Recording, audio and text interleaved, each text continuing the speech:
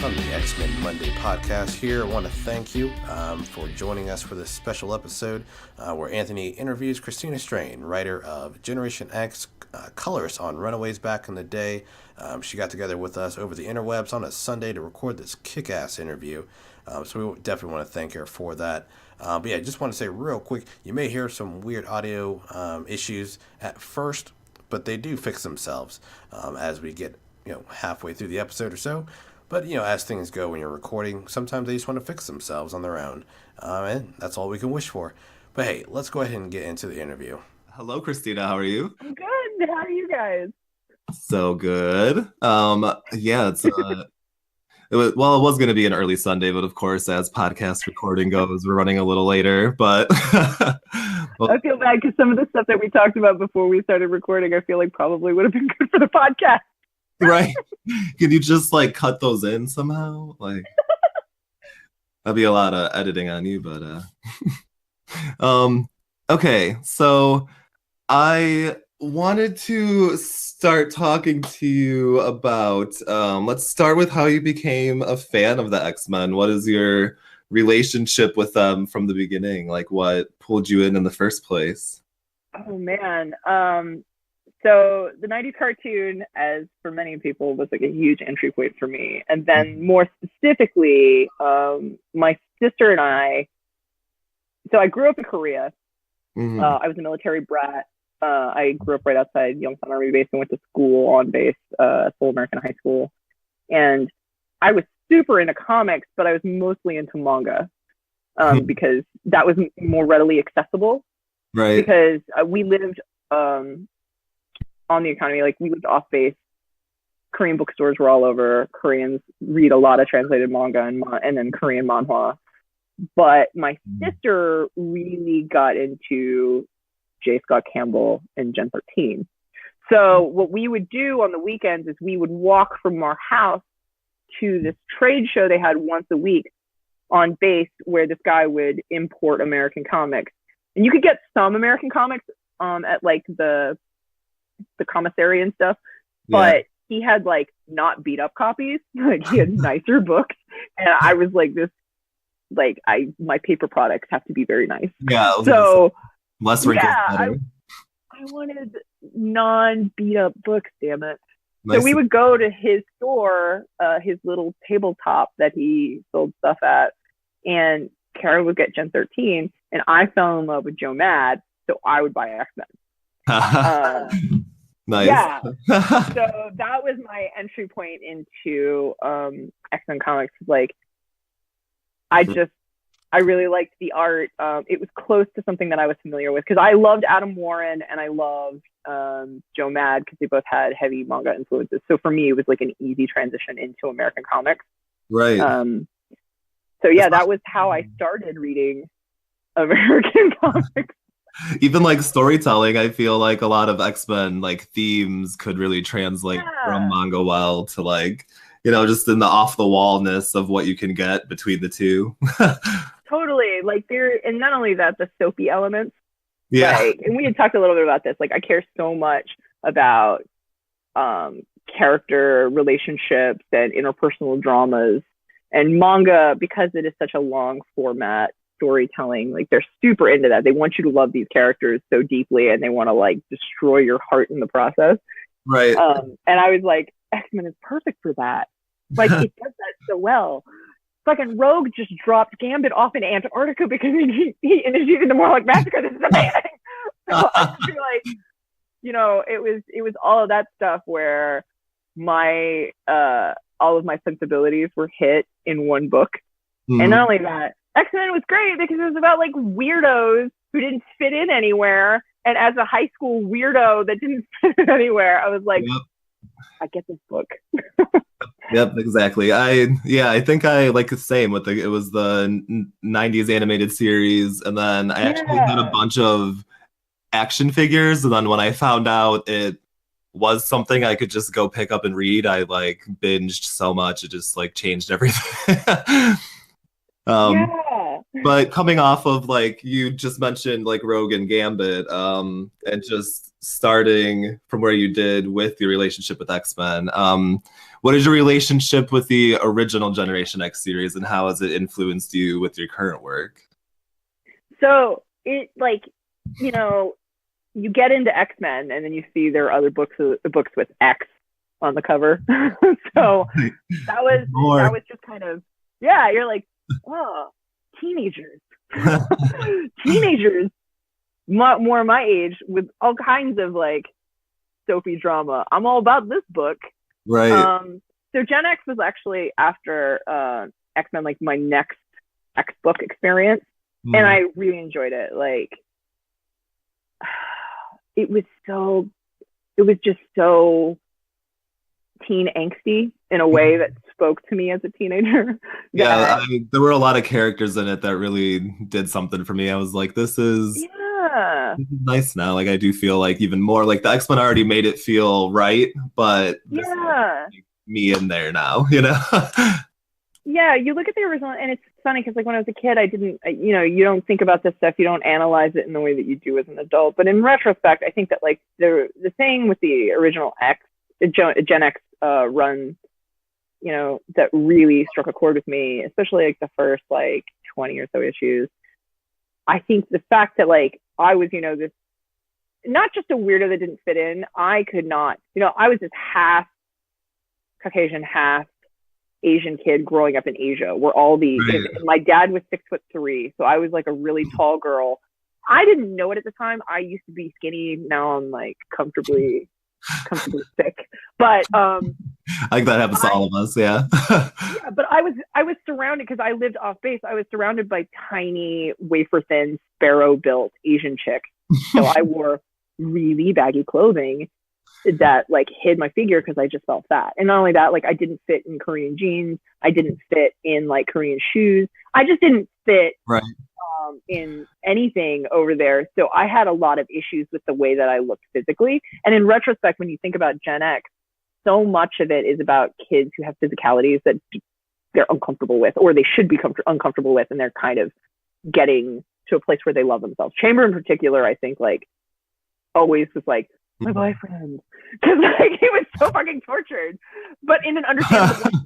Like, Rogue and Gambit have had such a deep imprint in my mind in terms of like what the best version of like a tortured romance should be, and so much of that deals with like the inability to be physically like intimate with somebody. Like, you can't touch somebody. That is like that is the saddest, most painful thing imaginable, because human touch is so important. So for me, Rogue is like my favorite X-Men, because like I don't think there's anybody with a sadder skill set than that, because like the fact that she can't touch somebody without physically hurting them, she's so powerful, like, to not be able to like share that with somebody, like yeah, it is. So you want nothing more than, you know, for her and Gambit to just like kiss and get their shit on, and they can't because it will kill him.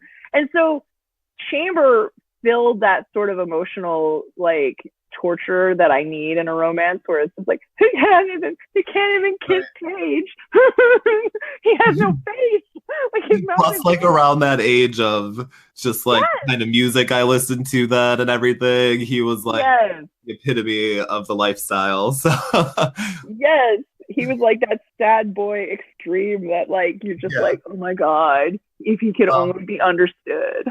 I already knew your love for Rogue, but I was actually going to ask you what are like your top 3 favorite X-Men? I know it's a hard question. I think about it. It's a really pressing question in my life, but I feel like it fluctuates a lot. But I knew we both shared Rogue in that top 3. Oh god, I would probably. It's so weird because I can tell you that my top 2 are Rogue and Gambit.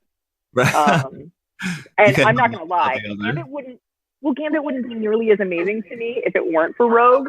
Right. Like, they are 2 sides of one coin for me, in all honesty. Because he's charming and he's sweet, but if he weren't in love with somebody he can't have, I wouldn't give a shit.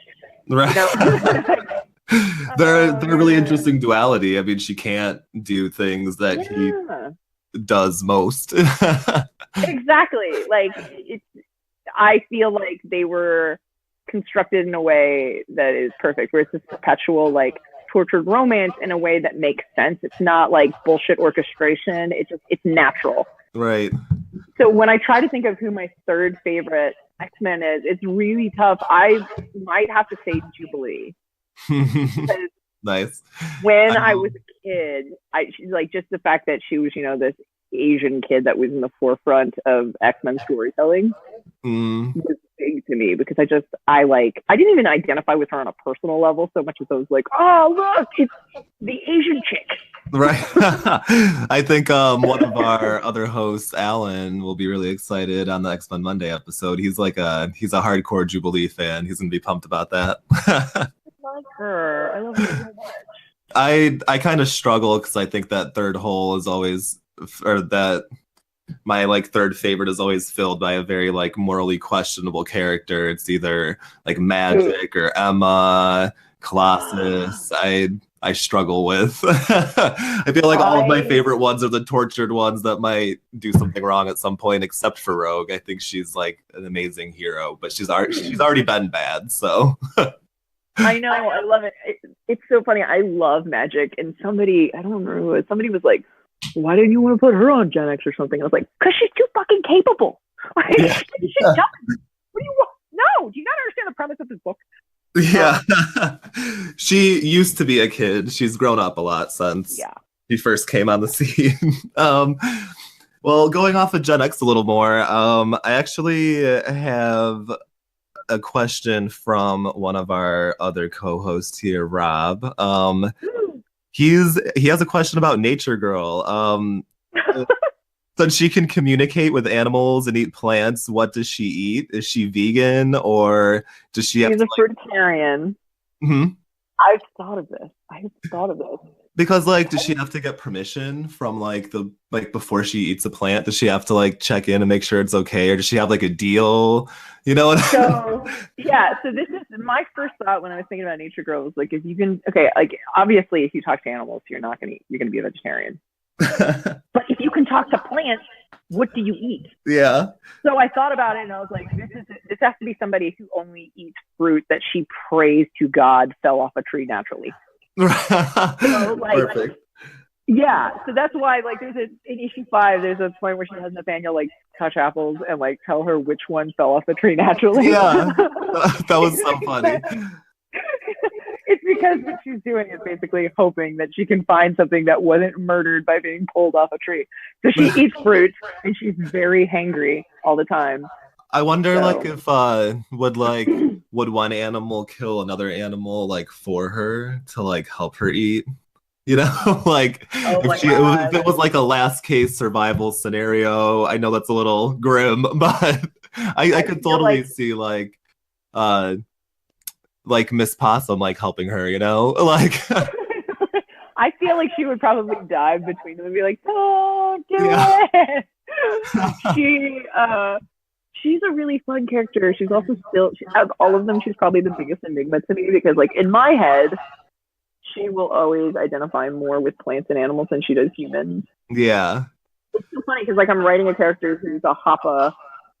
For me, if you're gonna go the classic sort of like torn between worlds story that is never told well, she is that character because she doesn't identify with humans. For me, she doesn't identify with humans the way that she should, because she is a human. Right. She identifies more with, plants and animals because like she sits down and she like listens to them and she understands them, and like people don't sit down and listen to anything. So she's like, the choice that you made to make her speak actually has been really cool to get to know her in that way, just the way that she handles like the social interactions and everything. So well, that was something that drove me absolutely crazy when I was like looking into her as a character to use. I kept reading books that she was in. I was like, never talking. Why is she never talking? Why would you ever create a character like this who can't talk?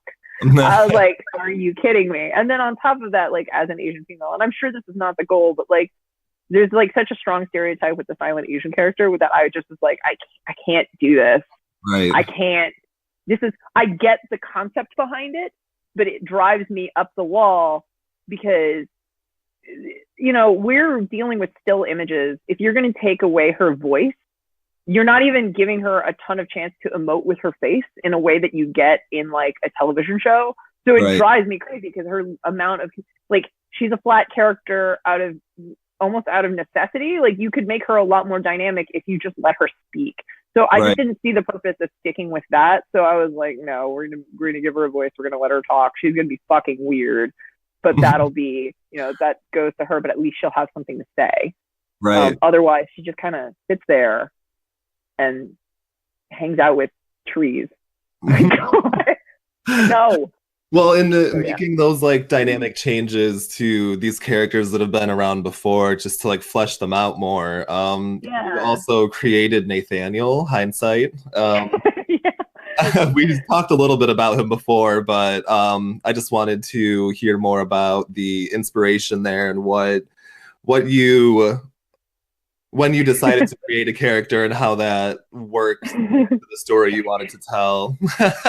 So years ago, my editor, Daniel Ketchum, and I had a conversation about an unnamed writer who created a character we were like is so blatantly them as a person. We were like, they just basically wrote themselves into the Marvel universe. There's a part of me that admires that, and then a part of me who's like, you narcissistic bitch. But so like we had made a comment about that years and years and years ago about how it was blatant. Like if you know this person in any way, shape, or form, it is not even like they were trying to hide it. So the joke always was like, if I had the ability to write myself in, maybe I would. I personally wouldn't, but I took that joke and wrote my editor Daniel into an expo. Daniel, the inspiration for Nathaniel came from my editor Daniel Ketchum, because like I've known him as a human being for a long time. He's been my editor. He's like also been my friend. Right. And I just love him as a person. So I just took inspiration from him because he's amazing. And I just like was like, I know you're bad at relationships. I'm going to write you and then write you a boyfriend. Now it'll be even more fun to see if and when someone else uses him and what they do with him now. It's just going to be up to other people now. It'll be, and it's so funny because like he and I have such a relationship that we like, he insults me in a way that makes my heart glow. He's just like, girl, you do not write me bitchy enough. And I'm like, I love you so much. But like, yeah, it's interesting because it's the first time that I've created a character for Marvel, and it's the first time that I've created a character that like I have to like basically send into the wild. If anybody, I don't think anybody will write Nathaniel because like the whole purpose is to create a character that is not necessarily battle ready. But if anybody else writes him, I'm going to be torn as to whether or not I want to read it. Because part of me is gonna, you're gonna have to like screen it for Daniel, so if like you can give him the okay or not. Yeah, it's a weird thought. Like I don't think we were thinking about it in advance. Well, I'm fascinated with him. I think he's great, and I would love to see more of him. It's pretty cool that you got to make someone based off of someone too, to like throw into the universe. Like he'll pop up somewhere eventually, and just to like leave that kind of imprint is really cool. So it's a combination of so many things. Like, I don't think I'm individual in this. I think anybody who writes anything from Marvel, if you create a character, there's a certain amount of like inspiration from either your favorite Marvel characters or things that you've always wanted to see. Like that's just inevitable. But like, I actually went into Gen X not planning on creating any characters. My goal was to like basically dumpster dive, find, like kind of semi-abandoned babies and just like pull them out and do something cool with them. But then like, I was like, oh, but I could make one based off Daniel. Let's do this.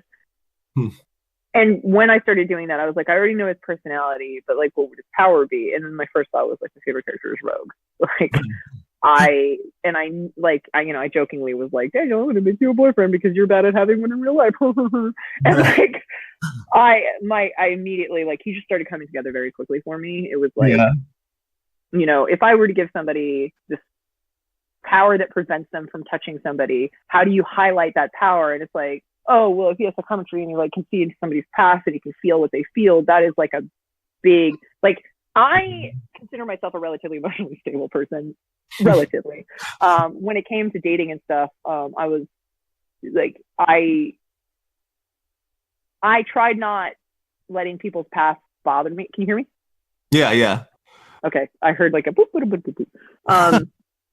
Who knows? I was like, oh, did I disappear? It's everywhere. I think that like when people date, there's like a certain amount of like people's past baggage. Really, you try not to let it have an effect on you. And I was like, well, what if you couldn't not see that? Mm-hmm. Like, how much would that screw up your ability? Like somebody who may have a hard time with commitment to begin with, or just in general, like dating in general at that age, you have a lot of doubts and stuff, and like you're going to see some stuff with Nathaniel's past in the coming issue that explains a lot about his character. I feel like we're coming up to some backstory for him, and that's really exciting. Yeah, there's going to be, and it's not a ton. It just gives you a glimpse, and it actually ties back to something he said in the first issue, which I'm excited about finally being able to like pull the trigger on that. Pull back out in a bit. Yeah. Wait a minute. Now. I go back and I look back at things that he said. What does it mean? Right. Yeah. It's gonna be like those gifs with like the math all around your face. Like, yeah. It's like, oh. But like it's fun because like I started out with this joke, this general like person, and then I asked myself, like if I'm gonna write a relationship for this person, what relationship do I write, and what is my favorite thing that I want to hit, and what are like the emotional like problems that I see people hitting like when they date and like personally. And he just kind of came together pretty quickly. Like I was really surprised at how, between the combination of knowing loosely who he was based off of and like my deep rooted love in like Rogue's inability to touch people, I was like, where do I take that? And it was just like, oh, wait a minute, I know exactly where that goes, and it's really sad. So, Generation X is the perfect fit for it too. So yeah, that all came together really nicely. Yeah, exactly. So it worked out really well, and he was. I'm very proud of what we've done with him, and I'm a little terrified to see whether or not anybody will do anything with him, but they probably won't. I mean, well, now that we've talked about what you're working on now, I think we should take a step back in time a little bit. Let's do it. I'm curious to hear more about like Fox Sister, your webcomic. Why did you start there, and how does it influence your work now? I know you just recently went back to finish it after a break off of it. So how does it influence your work now, and what you've done since? Do you feel like you are able to like go back to it and wrap it up the way you wanted to this whole time, or? Yes and no. It's so weird because like Fox Sister, I started writing Fox Sister just as I started taking writing classes. So much of it was based on instinct. And then the other thing is I had plotted out the whole thing because I had just started taking a screenwriting class. Like I knew I wanted it to be a graphic novel. Right. And when I say graphic novel, I just mean like I plotted it out in a way that I was like, if I were ever to print this whole run, you could do it in one solid like trade, but like in general, it wouldn't extend beyond one trade. Right. It was weird because I sat down and I did the beginning, middle, and end plotting for it. And on top of that, actually go to the beginning, because I was a colorist and I knew I was writing something for an artist that I was going to own the IP for, and she was work for hire. Yeah. I asked myself like a very honest question where I was like, I'm doing this webcomic with an artist who has very little skin in the game. How do I ensure she wants to do this? Aside from the fact that she agreed to do it. Right. I ended up with Fox Sister after pitching 4 different stories. So my game plan was to find out, and not tailor, but like find out what she was really interested in and ask her several questions on an artistic level. Like, what do you like drawing? What do you like? What are you into? Like, what is your sort of thing that you're really interested in spending time doing, to maximize my assurance that she'd want to draw good pages. Right. Because you are always going to be more invested in something that you own partially and you feel like you have any creative say in. So like if you are paying a freelancer to do a book that is yours, the best way to ensure that they're going to be as invested as you are is to make sure that they feel not just that they feel it, they are heard and they are drawing stuff that they want to draw. So I pitched 4 ideas to her, and Fox Sister, like 4 loose, like paragraph long kind of concept stories to her. And Fox Sister was the one she liked the most. So once she did that, I had her narrow down like the 4 to 2. And then like, I wrote a little bit more out of the 2, and Fox Sister was the one she liked the most. And then I just started asking her a series of questions like, what do you like? She told me, it's funny, like one little detail. She was like, I love drawing dudes with big noses. So part of the reason that Alex has a big broken nose and he has a backstory that you never see in Fox Sisters, because like I asked Jade a bunch of questions and like what she was into, and like I built that into the book. So right. Fox Sister was like medium to get to play with things like that too, kind of throw out those weird subtle things without needing to really take the whole step back and explain it all too. And having that kind of relationship sounds like that works really well. Yeah. It's good. And I actually to this day still do that. Like there's some stuff in Gen X that like I'll throw in. Like if somebody tells me they really like something and I'm working with them, like I try to throw that in. So like when I work with an artist and I'm like, hey, is there something that you're really into? They're just like, oh, this. And I'll like try to incorporate that. I also do that with my friends. Like some of my friends that are super into X-Men, like I'll just be like, you can see something in Gen X. What would you want to see? Because like I want to populate this world and have random shit happening all the time. And like somebody will throw something at me and I'll just be like, I know exactly how to use that. So like I love stuff like that, because I think that like, you know, everybody wants to see something different. And when you're working with somebody, if you want to get the best work out of them, a lot of the times you want to make sure that they're getting, you know, at least something that they want to do. And it doesn't feel like I have to do this job today. I don't have any choices.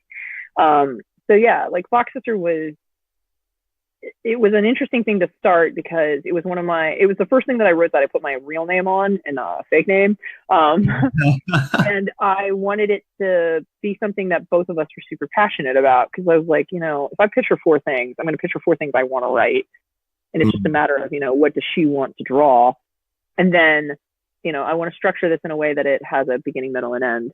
And then we just went from there. And the part of the reason that it took so long to finish was, you know, because it was a webcomic and creator owned, between Jade and I, there were a lot of moments where like Jade had stuff come up or I had stuff come up. And then I went to grad school, and then I like got to grad school and was like, I just don't have the time for anything but this. And I like am paying so much money to be here that I need to do this. And then after that, I got a job on The Magicians, and it was like, oh God, I got to go back to Fox Sister and finish it.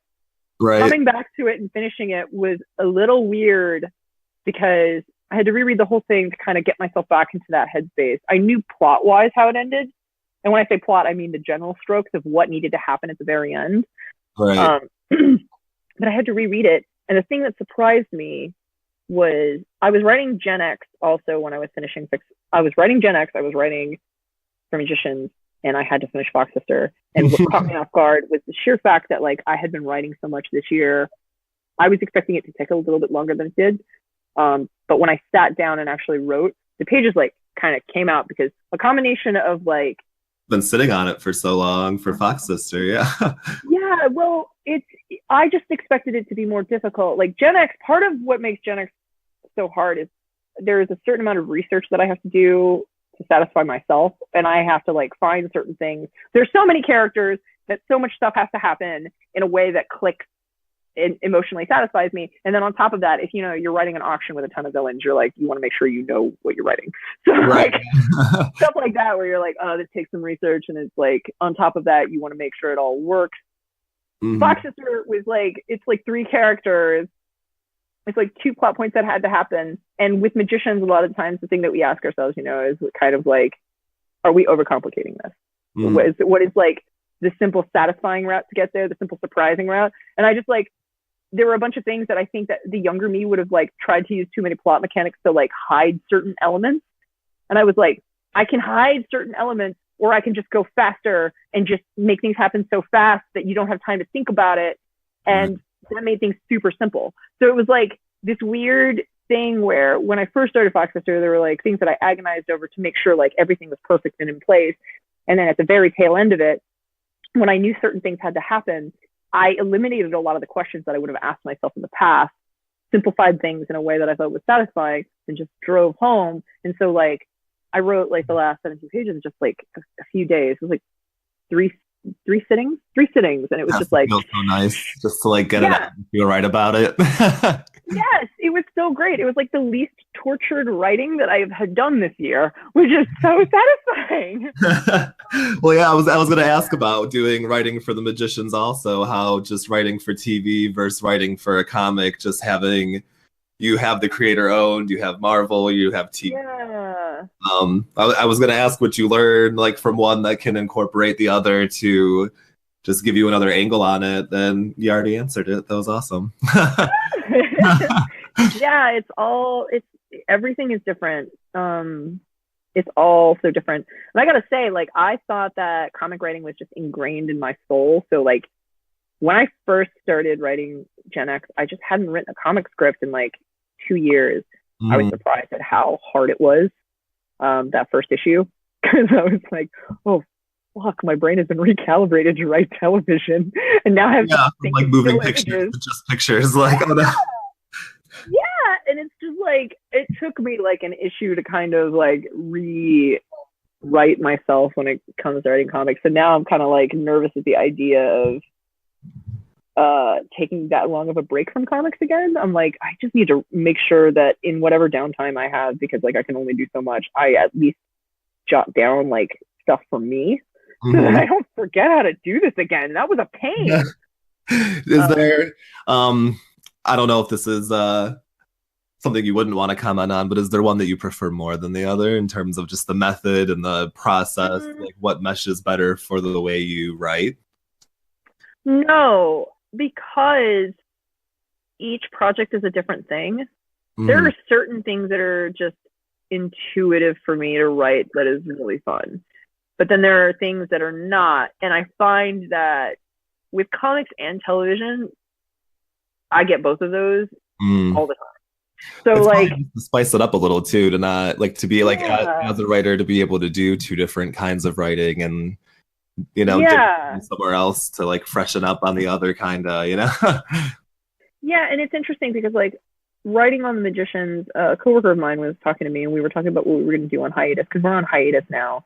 And I had talked to him about potentially co-writing like a pilot, and I was like, do you want to write something with me? And because I wasn't gonna do any more co-writing, but part of me was just like, I feel like I need to. Still have the itch. Being in a writer's room is nice because you get to bounce ideas off of each other, and you just have a sounding board. So the thing that I don't like about comics is if I don't have a sounding board, sometimes I find myself in a vacuum and I overthink things when I don't need to. And if I have somebody to just talk to, it helps. Like I have two friends that I call to talk about Gen X with because I find I move much faster that way.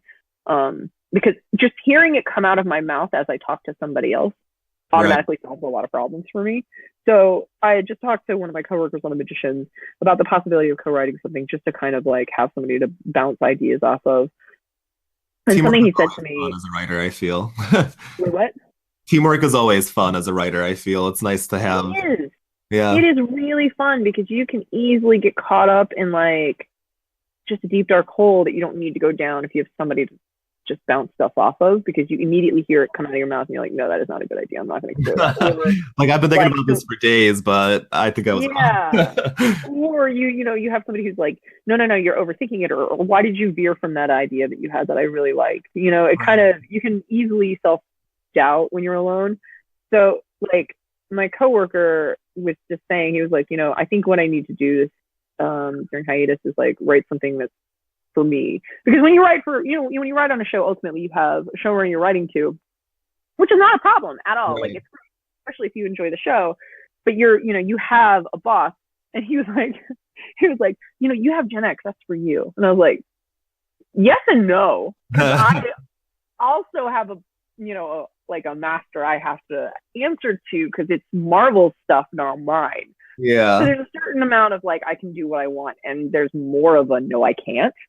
So it's interesting because the perception that I think some people have is like, especially when they're in TV, is like comics, you can do whatever you want. It's like, no, that's not entirely true. But he's not entirely wrong in the sense that like when it comes to, because I'm the only writer on Gen X, Right. There are no other writers to answer to. I can write it in my voice.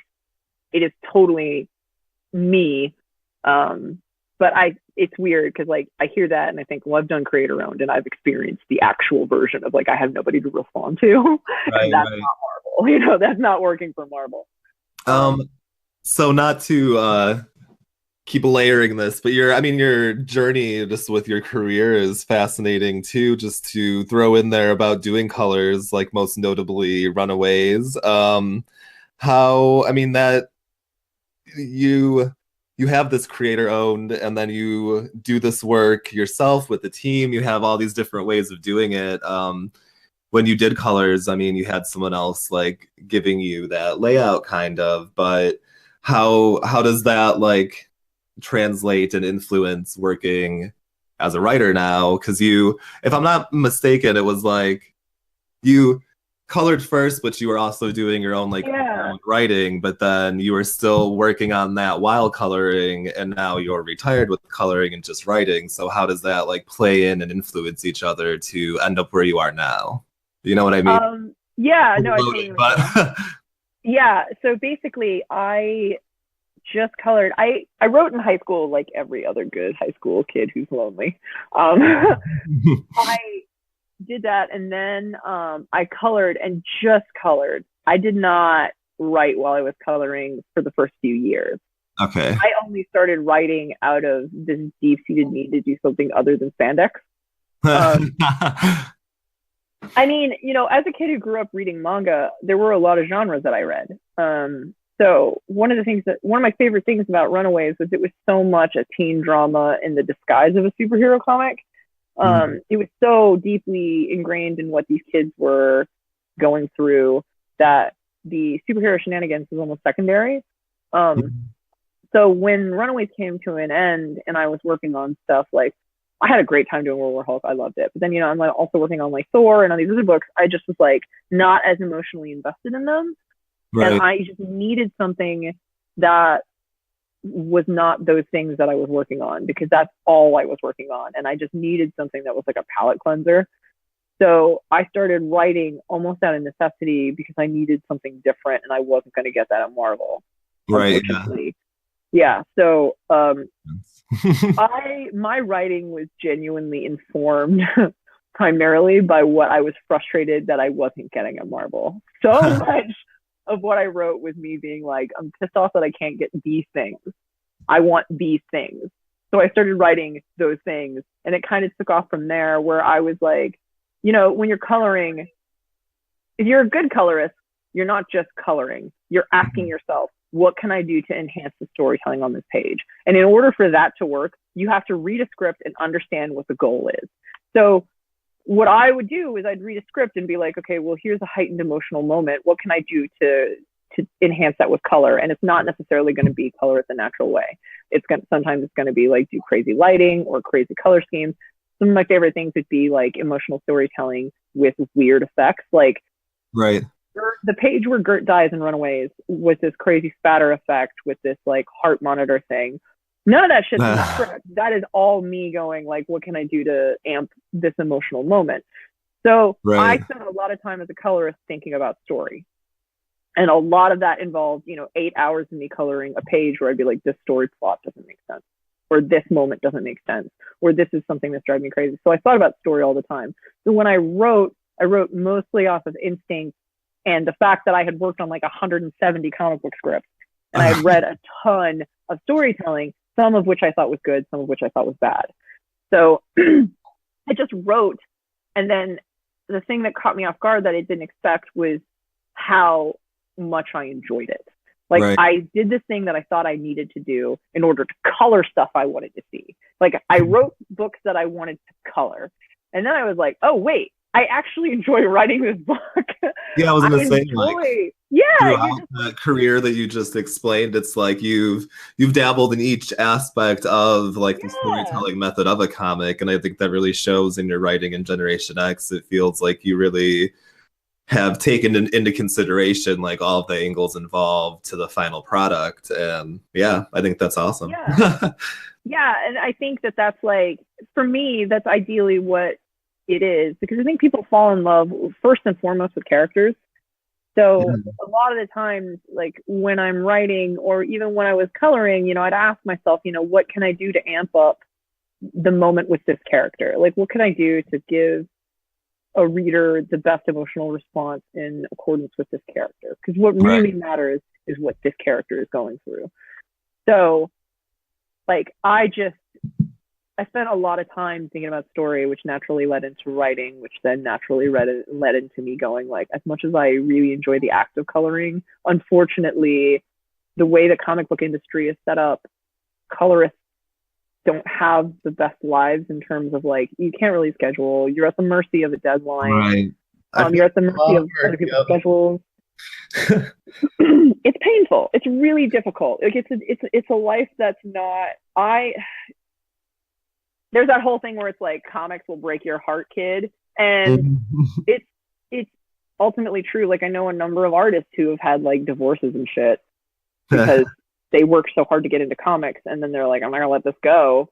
And I just was like, I really like my husband. I think I'll try writing a little more instead. Exactly. Like, I fucking love comics, and I love all the books I have on a shelf because I worked on them, but those books are never gonna hug me back. Right.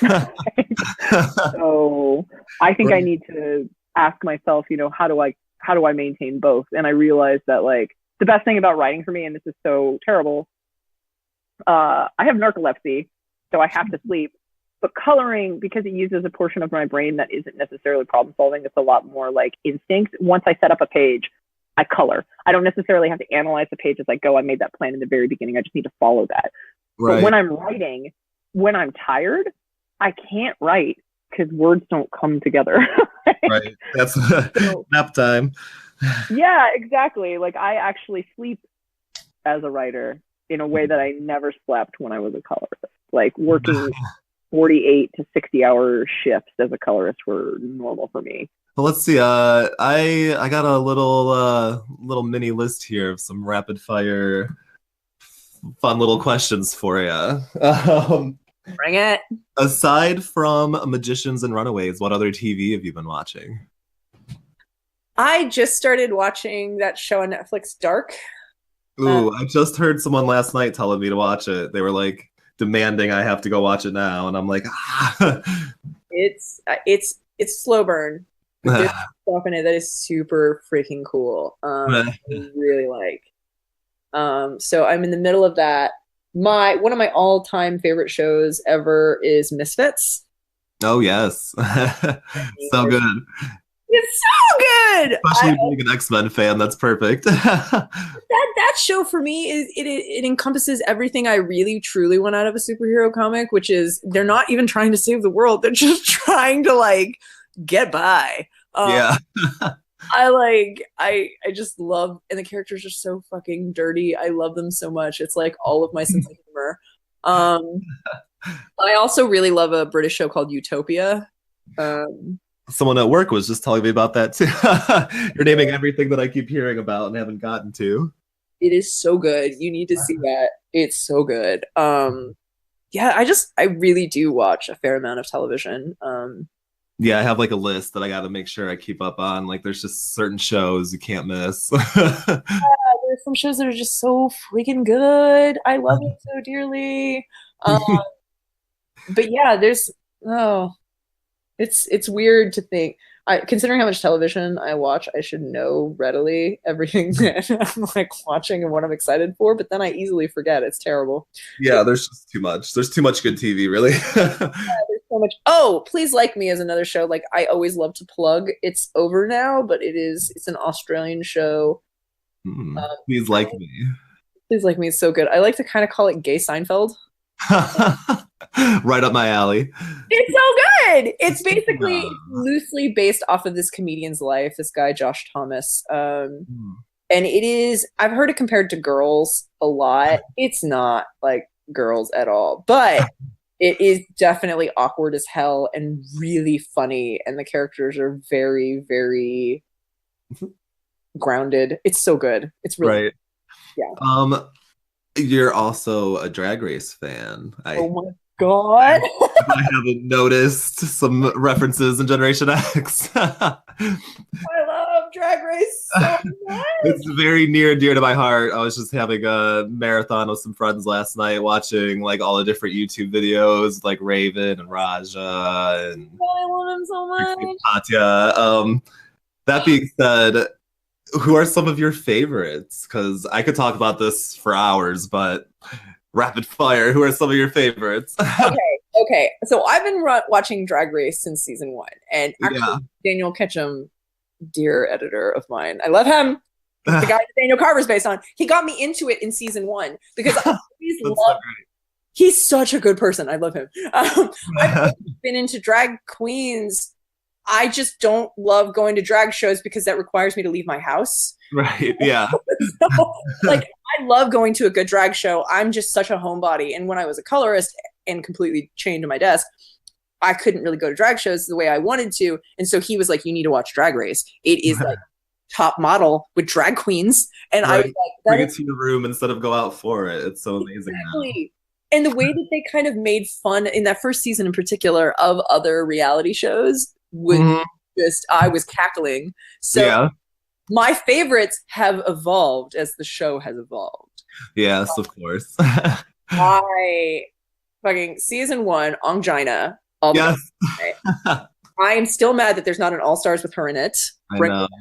Immediately. Yeah, All Stars coming again, and she was one of the first that I was looking for, and of course she put it on there. One everybody was looking for, and I guess she's restarted. Like she's going hardcore now into doing drag full time. So I'm hoping that the next All Stars has her in it. Because what the fuck? Right. Let's bring her back. Then season 2, I was all about Raven. Yep. Raven and Juju were one of my favorite things together ever. I love them. Their best friendness is so freaking incredible to me. I adore them so deeply. And then season 3, and this like Raja has been one of my top. She deserved the crown for sure. I love her. And I just re-marathoned. Like when I was on Script for Magicians, like I was only watching Drag Race because I couldn't like because I'm on script, I can't really afford to think about other storytelling. Right. Great, because it's just people. So like rewatching season 3, I was like, this season was like the cutthroat season, dude. They put them through so much shit. Like Raja is like a forever queen for me because of how much she endured. Yeah. She really handled it. Like there were 3 challenges back to back where they had to come up with 3 outfits. That's insane. Yeah. Yeah. When you go back and watch that season, no season has been as emotionally distressing as that season because like there were breakdowns. It was insane.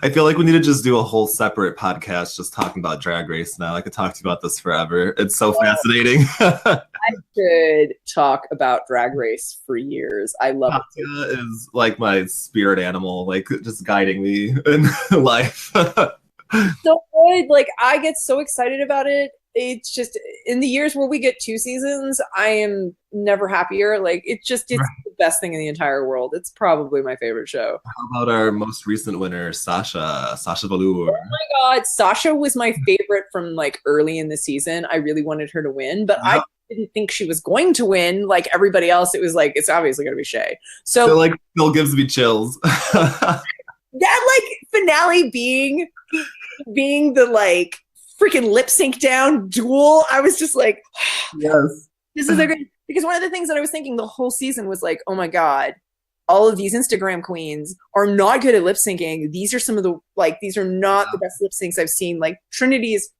like incredible. So like Peppermint is amazing, but there were so many disappointing lip syncs that I was just like, oh no, have we entered an era of Drag Race where it's not, the lip syncs are kind of like everybody is praying they're going to be Bianca and make it through without having to lip sync. Right. I'm looking forward to this Chi Chi Devane and All Stars. I need to like her around again. I missed her. Except I mean, full disclosure, I feel really bad about this, but I have loved Trixie. Mm-hmm. Like I know 7 was kind of disappointing. I feel like she's gonna be at a decent advantage here. I think she's really got it going right now. Like she's gonna really, nail it. totally. She has really come into her own. And like I think when you look like even Seven, when I was watching it, she felt very underdogish to me because I felt like she wasn't going all in. Because like she was funny in her little testimonials and stuff, and then like on the spot she would just kind of wilt. So I feel like between and the I love it. show like she has really kind of become comfortable in her own skin, so I'm really excited to see how she performs. I really need an X-Men runway challenge. Like I need that to be a thing. This is a perfect example of like what I was saying earlier, where if I had what I really wanted to do happen in Gen X, there would have been at least one drag show. Like, listen, okay, I did not have the right to do whatever I wanted in that. Like Roxy Husk Jubilee Girls Night Out with Nathaniel and Ben. Like, real, like I said in an interview, like I really wish I could have done like a Roxy, like Mercury Nathaniel drag show outing. Yes, it would have been fucking everything for me. Makes my heart skip a beat. I love it. I would have loved it. Like, can you imagine shiny girlfriends in a drag show because they're so sparkly? I mean, come on. Right. So good. Incredible. Well, speaking of X-Men again, another one of my questions would be if you could get your hands on another classic X-Men team, who would you be interested in writing? Like another branch of the team, how you have Generation X now. There's so many others. I know. Well, you ever thought about this? If I had a chance to write a different team, it wouldn't have been X-Men. It would be Runaways. But I mean, yeah, because well, I mean, it was like the team that I was on forever. But I don't know. In all honesty, the problem with writing Generation X, this has been the most difficult thing about writing a quote unquote pre-existing team. I find that whenever you come in the shadow of somebody else, you have a few options that you can do. And the problem with writing another team is that if you were to bring back, and this even goes for Runaways, if you bring back all of the original characters, there is like a certain amount of history you have to address, and it's not the same book. And I think that like with Gen X, one of the things that I was up against that I have like no regrets about how we did, and we went this way specifically because I was like, I can't compete with Scott Lobdell. I can't give you the original Generation X. One, it's not my voice. Two, it will never be those characters. Two of them are dead. Aren't the same characters anymore. They've been through a bunch of shit and they're just not the same people. So you can't tell those stories again. And like, three, I think the best thing that you can do is to kind of capture the feel of a book and try to do that. But like, that was one of the like biggest hurdles for Generation X. People wanted it to be a book that it was never going to be. So there were a lot of people who were hyper disappointed because it's like, well, this isn't the book that I remember. And it's like, well, it was never going to be that. Even if I were to go the route that you, like some fans would want, which is like to use only OG members, they're all different now. They're not the same. It's not going to feel the same and it can't feel the same. So like, I think that like, if I were to do another team for the X office, I would probably not want to try to do like a pre-existing team, because I think that like having done that already, it's not just hard. It's not something I don't want to do it because I don't want to try to be something I'm not. Right. So like you need to get your hands on like X-Men Rainbow or something, you know? Yeah, exactly. You make your own team again. You give me the 100% queer team, and I will fucking run with it. We will like make a book. That's what we need. Led by Iceman.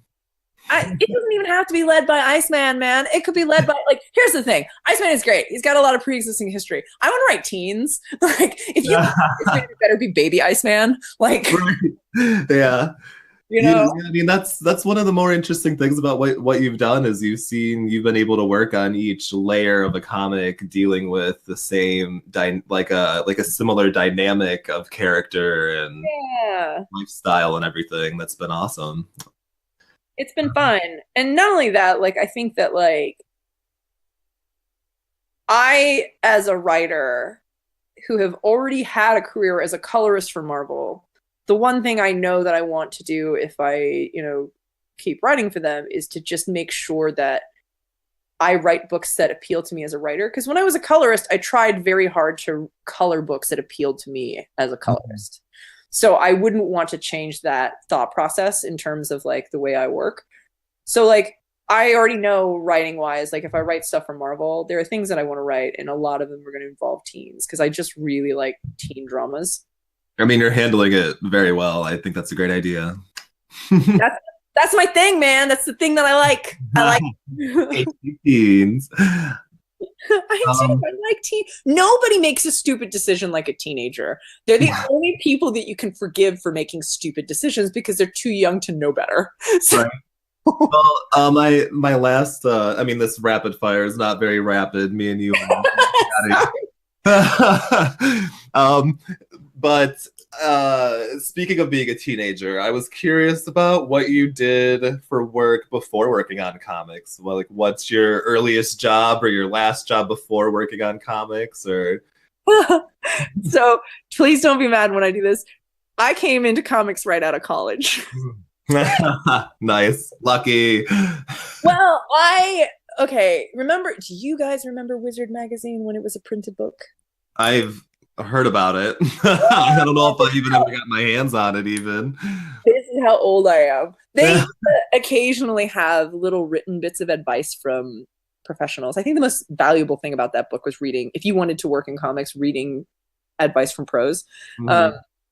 There were two pieces of advice that always stuck with me, and in the end, like, paid off. One thing that I read over and over again was like, you're never going to get a job at your first convention. That's just not something that happens. So I started trying to break into comics when I was a sophomore in college.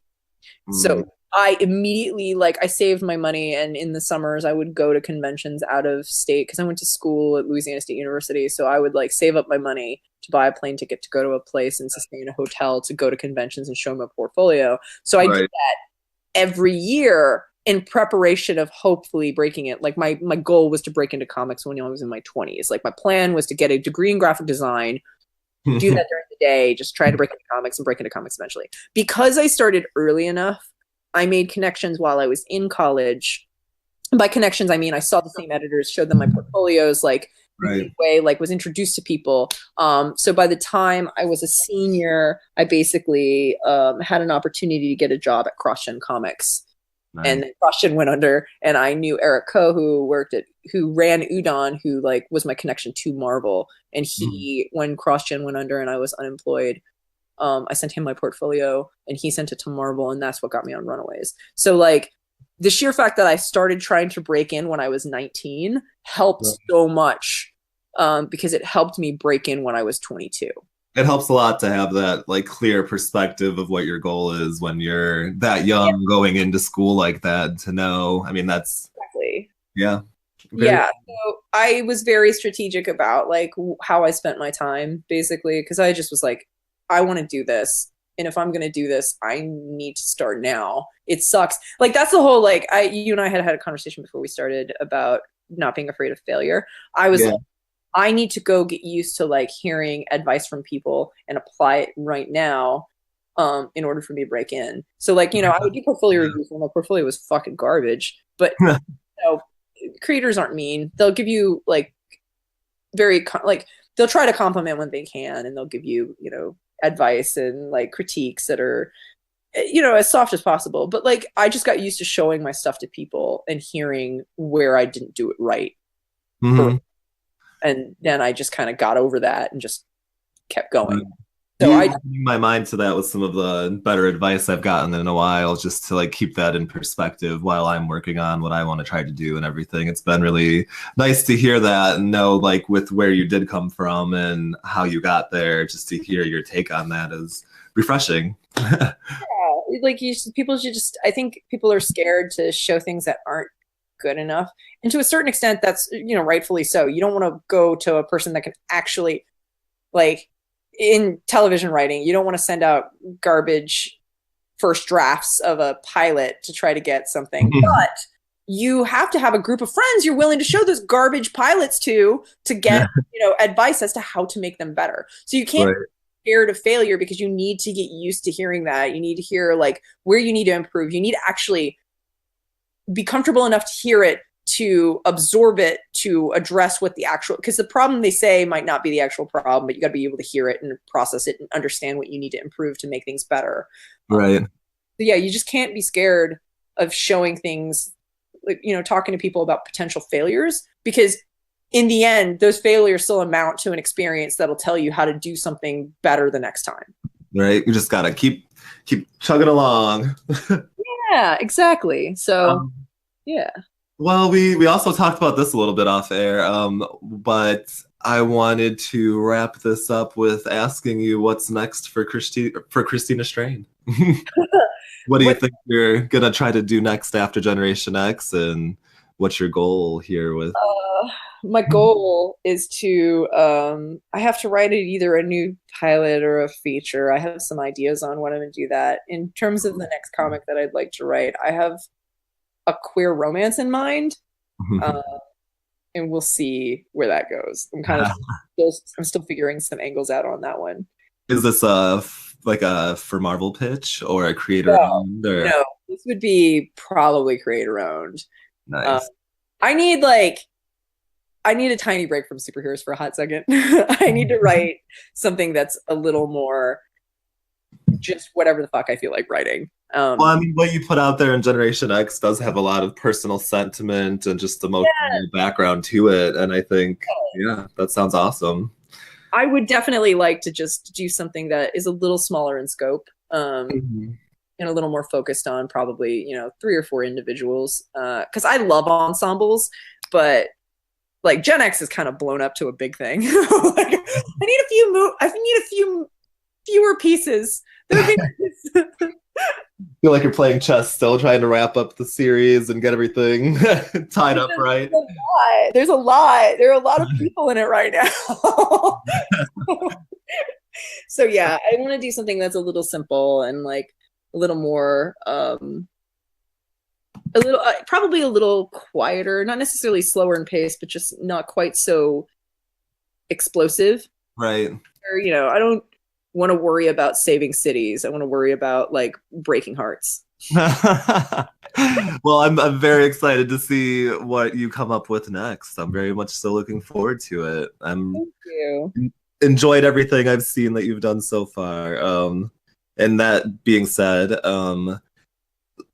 where can people find you on the interwebs if you would so like to be found? Twitter is primarily where I am. I'm a little on Tumblr. Both Christina Strain, pretty easy to find me. Yeah, mostly Twitter though. I have a Tumblr that nobody knows about. Such, but That one secret instead for now. See if people can track it down.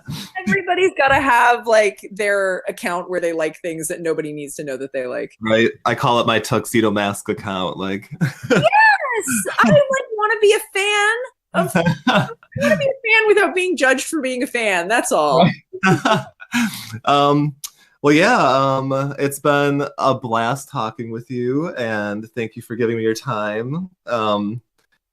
If anyone listening to this hasn't listened to the X-Men Monday episode yet, you should get on that today too. Double feature today. And I think that's it. Thank you guys for having me.